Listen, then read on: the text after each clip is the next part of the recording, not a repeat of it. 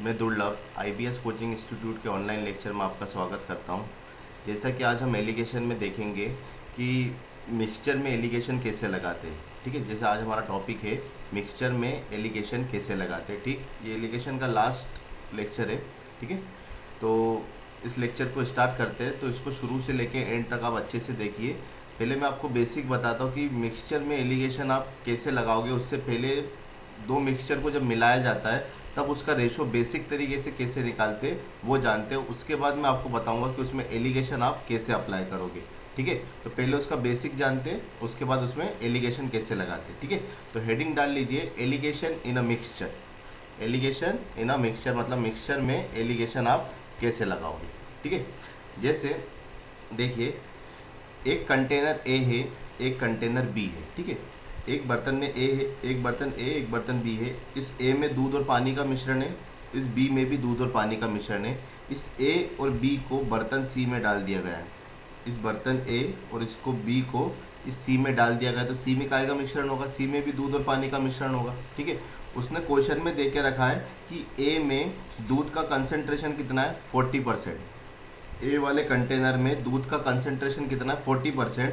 और बी वाले कंटेनर में दूध का कंसंट्रेशन कितना है, 80%। और जब इन दोनों बर्तनों को एक तीसरे बर्तन में डाला गया, जब इन दोनों बर्तनों को तीसरे बर्तन में डाला गया, तो तीसरे बर्तन में दूध और पानी का जो परसेंटेज है, दूध और पानी का जो परसेंटेज है वो 50:50 है। दूध और पानी का जो कंसंट्रेशन है वो कितना, 50:50 है।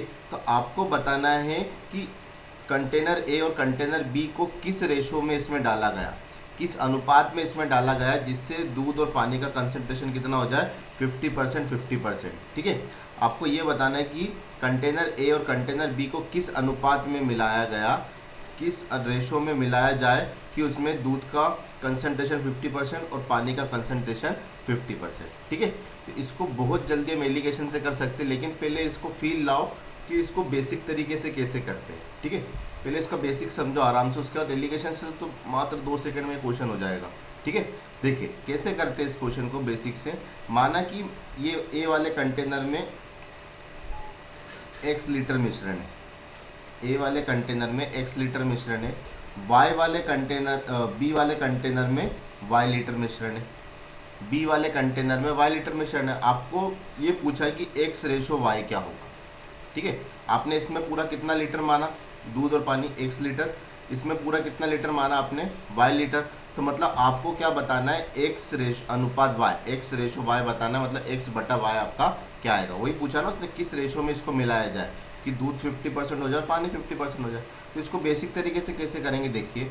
यदि मैं बर्तन ए की बात करूँ, बर्तन ए की बात करूँ, तो इसमें यदि दूध की बात करूँ, मिल्क की बात करूँ, तो मिल्क कितना होगा, x का 40%। और देख लो, देखो 40% उसने मिल्क दे के रखा है, मतलब जो ए में मिल्क कितना है 40%, दूध कितना है 40%, तो पानी कितना होगा, पानी कितना होगा, दैट इज 60%, क्योंकि 100% टोटल कंटेनर में रहता है। टोटल कंटेनर में कितना रहता है, 100%। तो 40% यदि पानी दूध है तो पानी कितना होगा, 60%। सिमिलरली यदि 80% यदि दूध है तो पानी कितना होगा, 20%। पानी कितना होगा, 20%। यहाँ तक क्लियर हो गया। अब मैं यदि कंटेनर ए में दूध की बात करूँ, तो आप दूध की मात्रा कैसे निकालोगे कि x का 40% दूध है, पूरा कंटेनर कितने लीटर का है, x लीटर का है, तो x का 40% कितना है, दूध है। तो x का 40% मतलब 40/100 कितना है, दूध है। यदि मैं आपसे इसमें वाटर निकालने बोलूँ तो वाटर कितना आएगा, वाटर आएगा, x का 60% वाटर है, x का 60% क्या है उसमें, वाटर, मतलब 60/100। क्लियर है। कंटेनर बी की बात करते हैं। कंटेनर बी में यदि मैं दूध की बात करूं तो दूध कितना है, y का 80%, y का 80%। ठीक है, वाटर की बात करें तो वाटर कितना है, वाटर है आपका y का 20%, आपका कितना है, वाटर है, y का 20% कितना है, वाटर है। ठीक है, अब कंटेनर सी पे आते हैं। ए में दूध मिल गया, ए में पानी मिल गया, ए बी में कितना दूध है और कितना पानी है। ठीक है, अब सी की बात करते हैं। सी में दूध और पानी का यदि अनुपात पूछूं, सी में मिल्क और वाटर का यदि रेशो पूछूं आपसे, मिल्क और वाटर का जी रेशो पूछो तो कितना है 50% होगा। 50% मतलब इसको काटूंगा तो कितना आएगा 1:1। कितना आएगा 1:1। 50% अपॉन 50% कितना होता है 1:1। अब देखना आपने क्या करा, इस ए और बी को सी में डाला, मतलब ए का दूध और बी का दूध भी इसमें आया। ठीक है, तो ए में दूध कितना था, ए का दूध और ए का पानी इसमें आया, तो ए में दूध कितना था, ए में दूध था आपका एक्स का 40%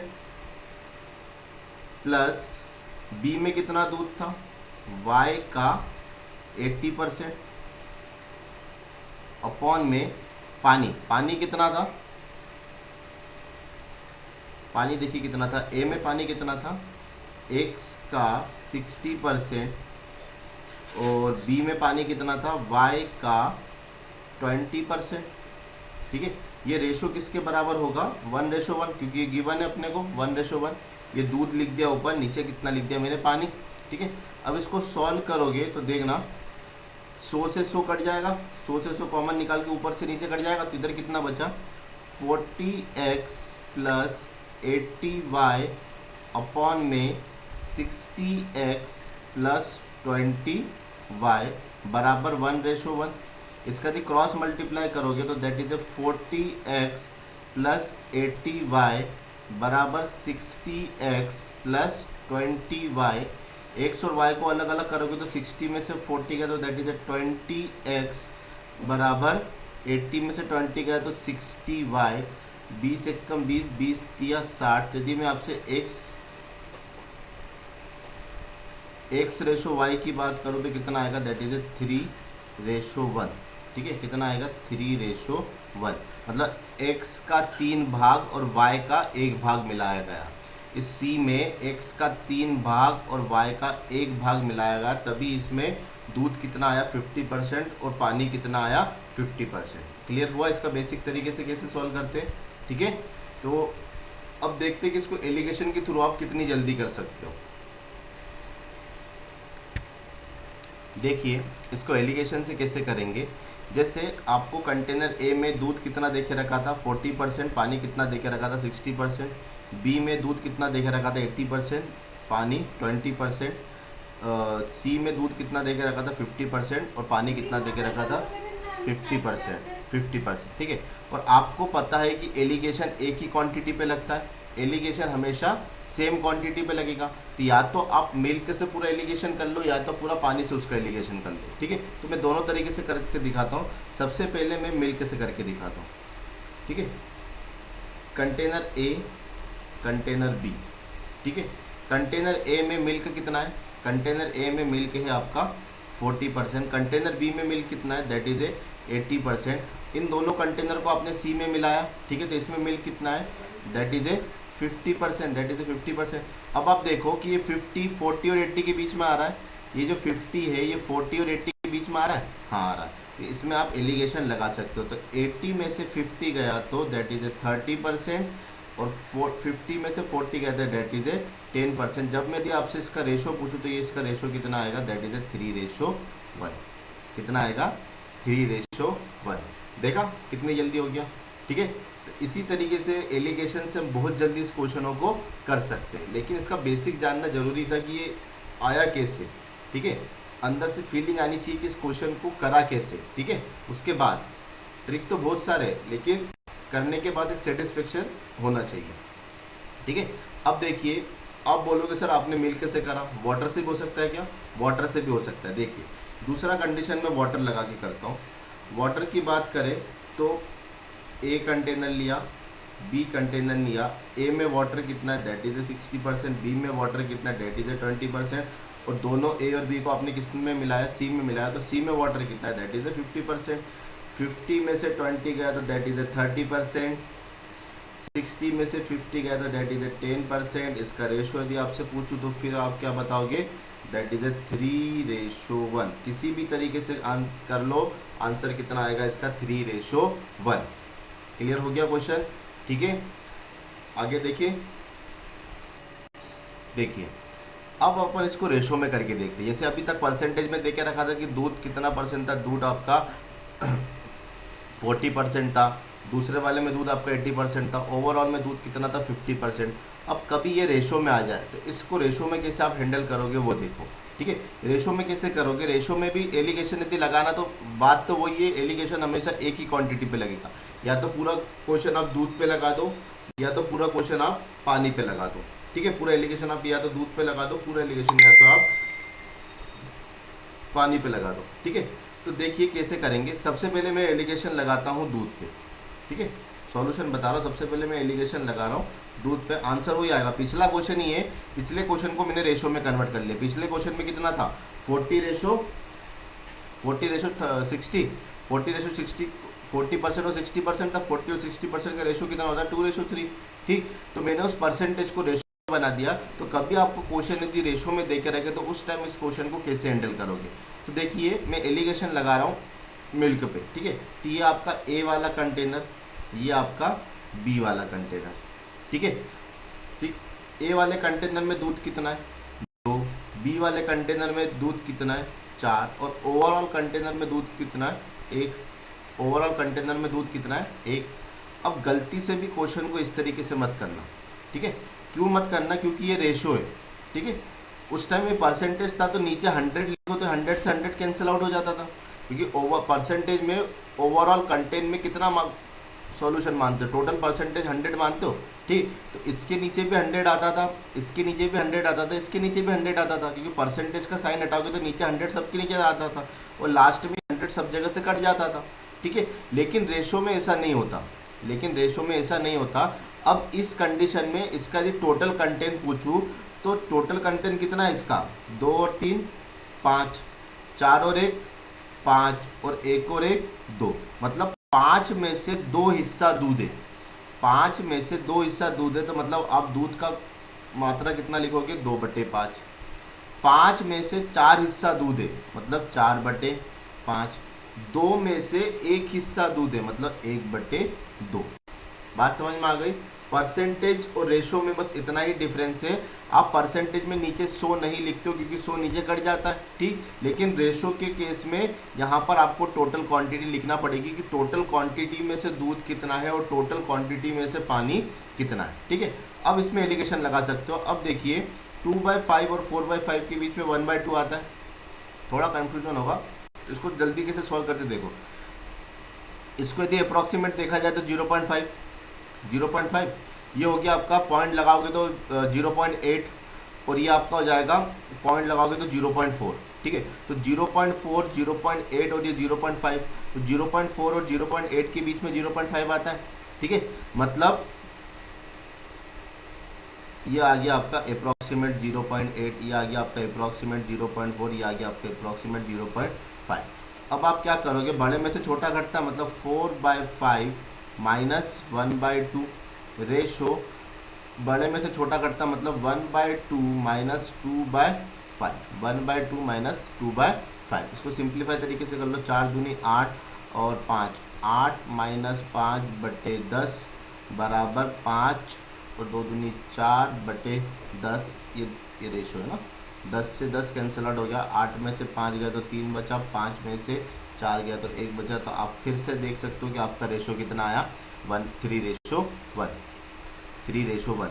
मुझे बस आपको इतना बताना था कि रेशो के केस में आपको क्वांटिटी लिखनी पड़ेगी लेकिन परसेंटेज के केस में आपको टोटल क्वांटिटी लिखनी नहीं पड़ती है। तो आप इसको पानी से करके देखिएगा, आंसर वही आएगा, ठीक है। एक बार इसको पानी से करके देखिए, मैंने मिल्क से करके बताया, आप इसको पानी से करके देखिए तो आपका आंसर भी 3:1 ही आएगा, ठीक है। नेक्स्ट क्वेश्चन चले। नेक्स्ट क्वेश्चन क्या है देखिए, एक कंटेनर में 70% दूध है, दूसरे कंटेनर में 40% दूध है। इन दोनों कंटेनर को आपने सी में मिलाया तो इसमें 60% दूध और 40% क्या है पानी है। 60% दूध और 40% क्या है पानी है, ठीक है। यदि आपने सेकंड कंटेनर का 200 लीटर मिलाया, यदि आपने सेकंड कंटेनर का 200 लीटर मिलाया तो फर्स्ट कंटेनर का आप कितना लीटर मिलाओगे। तो फर्स्ट कंटेनर का आप कितना लीटर मिलाओगे। फिर से क्वेश्चन बता रहा हूँ, 2 कंटेनर है ए और बी, तो ए में दूध का कंसंट्रेशन कितना है 70%, बी में दूध का कंसंट्रेशन कितना है 40%। जब ए और बी को आपने सी में डाला तो इसमें सी वाले में दूध का कंसंट्रेशन कितना है 60 और पानी का कितना है 40, ठीक है। तो आपको बताना है कि यदि आपने सी में बी का 200 लीटर मिलाया तो ए का कितना भाग मिलाया, ए का कितना भाग मिलाया। तो देखिए पहले तो सब परसेंटेज को बराबर करो। ये पहले कंटेनर में यदि दूध 70% है तो पानी कितना परसेंट होगा, दैट इज 30%, ठीक है। पहले कंटेनर में यदि पानी 40% है तो दूध दूध 40% है तो पानी कितना होगा, दैट इज 60%, ठीक है। मैंने बोला था एलिगेशन हमेशा सेम क्वांटिटी पे लगता है, तो मैंने एलिगेशन किस में लगाया, मिल्क पे लगाया। एलिगेशन किस पे लगाया, मिल्क पे लगाया। तो ए और ये बी, ठीक है। एक में दूध कितना है, दैट इज 70%, बी में दूध कितना है, दैट इज 40%, ओवरऑल दूध कितना है, दैट इज 60%। अब देखिए 60, 70 और 40 के बीच में आ रहा है, हाँ आ रहा है, तो एलिगेशन आपका पॉसिबल है। 60 में से 40 गया, दैट इज 20%, 70 में से ये गया, दैट इज 10%। यदि मैं आपसे इसका रेशो पूछूँ तो आप रेशो कितना बताओगे, 2:1। अब ये 2:1 क्या आया, 2:1 क्या है, तो मैं शुरू से बताते आ रहा हूँ। लास्ट में जो रेशो आता है वो नंबर ऑफ क्वांटिटी का आता है। लास्ट में जो रेशो आता है वो किसका आता है, नंबर ऑफ क्वांटिटी का आता है। मतलब आपने ए का 2 हिस्सा और बी का 1 हिस्सा लिया है, मतलब आपने ए का 2 हिस्सा और बी का 1 हिस्सा लिया है। तो ठीक है, आपके हिसाब से आपने बी का कितना हिस्सा लिया है, आपके हिसाब से आपने बी का कितना हिस्सा लिया है, 1 हिस्सा। लेकिन क्वेश्चन के हिसाब से कितना हिस्सा लिया है, 200 लीटर। आपके हिसाब से बी का 1 हिस्सा लिया है, लेकिन क्वेश्चन के हिसाब से 200 लीटर। तो एक की वैल्यू कितनी है, 200। यदि आपसे पूछा कि ए का कितना भाग लिया है, तो आपने ए का कितना भाग लिया है, 2 का, 2 का यहाँ गुणा कर दो, 2 का यहाँ गुणा कर दो, तो 2 की वैल्यू कितनी आ गई, 400 लीटर, 400 लीटर। और यही क्या है आपका आंसर, यही क्या आपका आंसर। क्लियर हुआ क्वेश्चन, ठीक है। नेक्स्ट करें। नेक्स्ट क्वेश्चन क्या है, एक कंटेनर ए है, एक कंटेनर बी है। इस कंटेनर में एल्कोहल और वाटर का रेशो कितना है, 4:3। इस कंटेनर में एल्कोहल और वाटर का रेशो कितना है, 2:3, ठीक है। जब इन दोनों कंटेनर को आपने सी में मिलाया, ठीक है, जब इन दोनों कंटेनर को आपने सी में मिलाया तो सी में एल्कोहल और वाटर का रेशो कितना है, 1:1।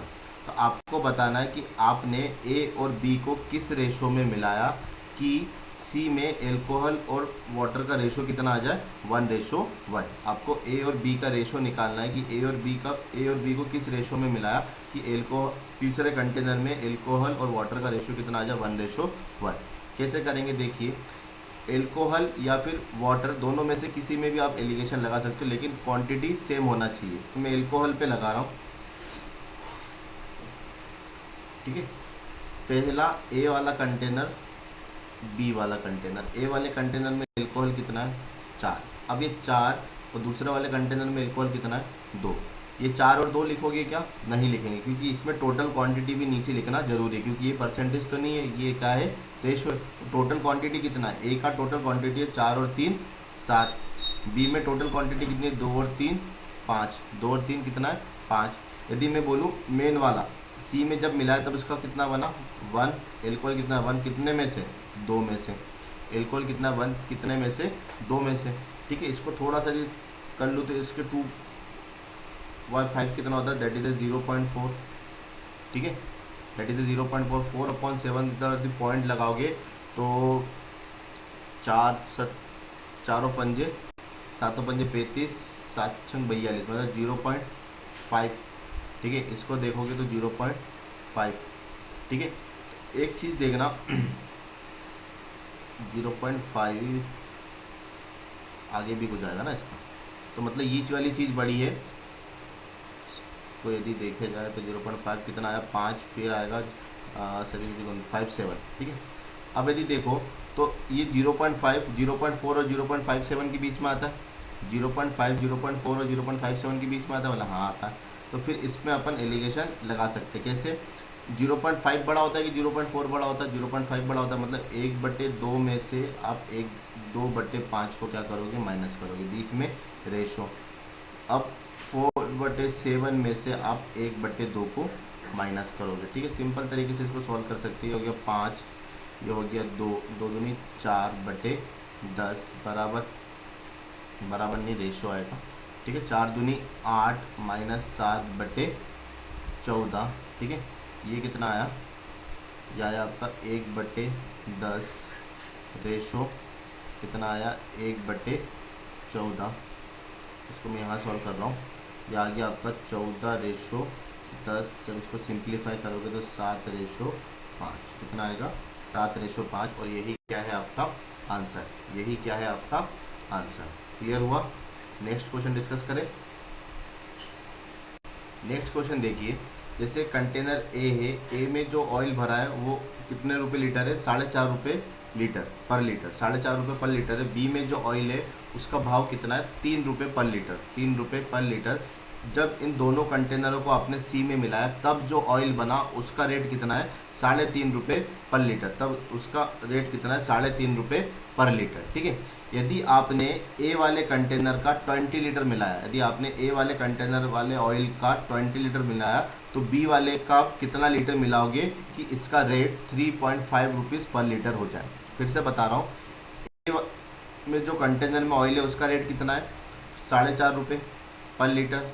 बी में जो ऑयल है उसका रेट कितना है, 3 रुपये पर लीटर। जब दोनों ऑयल को मिलाया तब जो ऑयल बना उसका रेट आपने क्या डिसाइड करा, 3.5 रुपये पर लीटर, 3.5 रुपये पर लीटर। यदि आपने इस सी में ए का 20 लीटर मिलाया, यदि इस सी में आपने ए का 20 लीटर मिलाया तो बी का कितना मिलाओगे कि उसका भाव 3.5 रुपये पर लीटर हो जाए।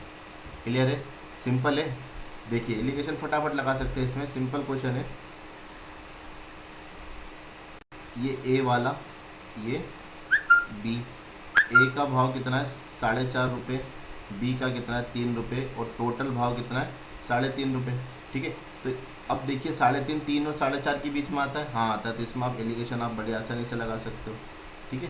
देखिए 3.5 में से 3 गया तो 0.5, 4.5 में से 3.5 गया तो 1, तो आ गया 1/2 रेशो 1। यदि मैं आपसे पूछूँ उसका रेशो कितना है तो 1/2 आ जाएगा, 1/2 आ जाएगा। ठीक है। तो आपसे पूछा ये 1/2 क्या है, कि 1/2 का मतलब आपने ए का 1 भाग मिलाया और बी का 2 भाग मिलाया, ए का 1 भाग मिलाया और बी का 2 भाग मिलाया। ठीक है। तो आपसे पूछा आपने यदि ए का 20 लीटर मिला तो आपने ए का कितना भाग मिलाया, आपके हिसाब से ए का 1 भाग, लेकिन क्वेश्चन के हिसाब से ए का 20 लीटर। तो एक की वैल्यू कितनी है 20 लीटर, तो आपको बी की वैल्यू चाहिए। तो बी में यदि 20 का गुणा कर दो तो that is a 40 litre, that is a 40 litre. और यही क्या है आपका आंसर, यही क्या है आपका आंसर। ठीक है। अब हम एक क्वेश्चन ऐसा डिस्कस करते हैं जिसमें मैं आपको बताऊंगा कि ट्रिपल एलिगेशन कैसे लगाते हैं। मतलब जब 3 क्वांटिटी आ जाए तो 3 बार एलिगेशन, मतलब ट्रिपल एलिगेशन आप कैसे लगाओगे। ठीक है।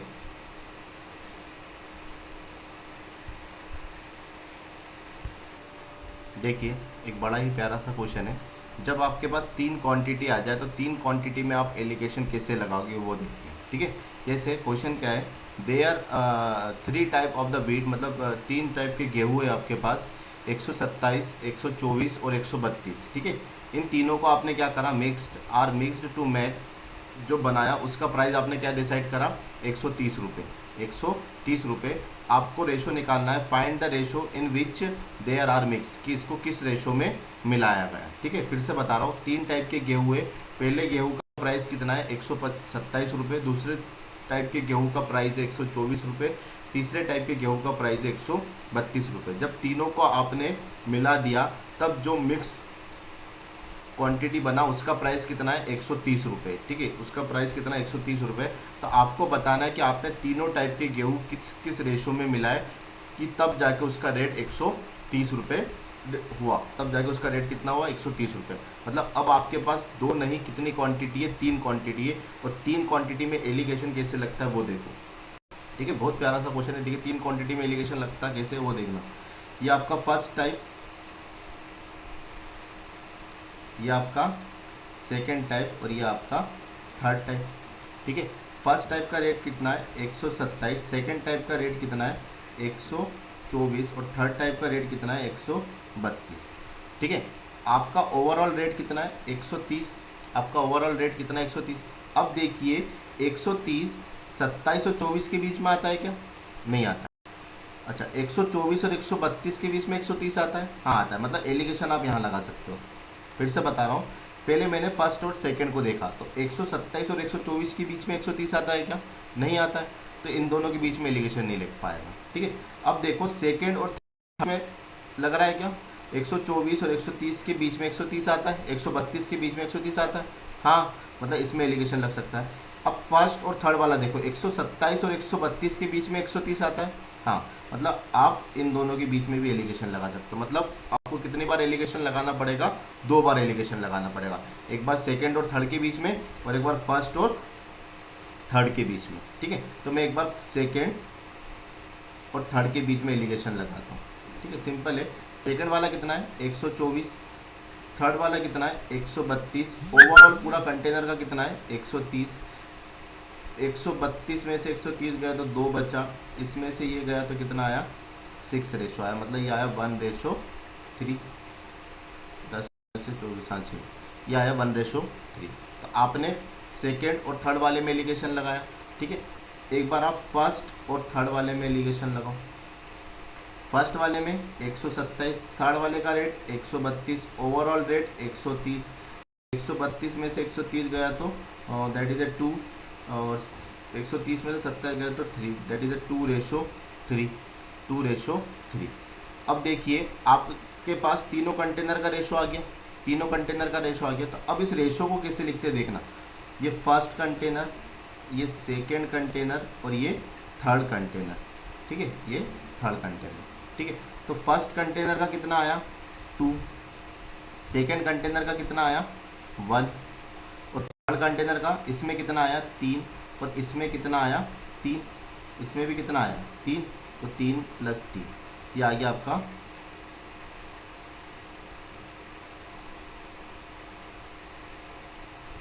कितना लिखेंगे इधर? 3 और 3 6, ये आ गया 2:1:6। 2:1:6। 2:1:6, यही क्या है आपका आंसर।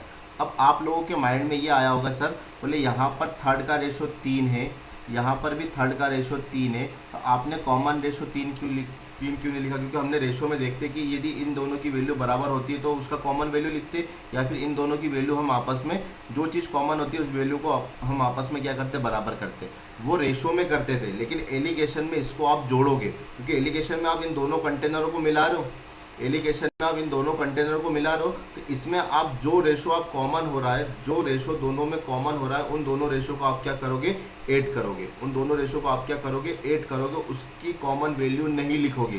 ठीक, वो हम रेशो में लिखते थे, लेकिन एलिगेशन में ऐसा नहीं लिखेंगे। तो अब क्या देखना, इस वाले रेशो, इसमें भी थर्ड वाले का रेशो आ रहा है, इसमें भी थर्ड वाले का रेशो आ रहा है। इसमें थर्ड वाले का रेशो कितना है? 3। इसमें थर्ड वाले का रेशो कितना है? 3। तो 3 और 3 6 होगा। 3 और 3 3 नहीं होगा, 3 और 3 कितना होगा? 6 होगा। तो इसका आंसर कितना आएगा? 2:1:3।